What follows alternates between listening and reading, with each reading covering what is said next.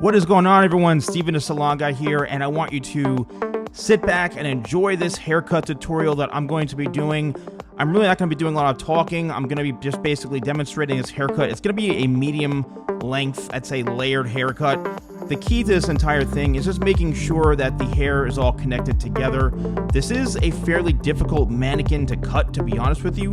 I would say it's definitely more geared towards like Asian hair. Just the way the hair really pokes out on the sides, it's fairly thick. And it's not the easiest to cut. So if you have Asian hair or really pin straight hair, then it's definitely an option for having a longer kind of medium length hairstyle. Something I would suggest going to a hairstylist for, not necessarily just walk into any random barber shop, but I just want you to enjoy this, watch the whole thing, and hopefully you can pick up a thing or two, and I'll see you at the end.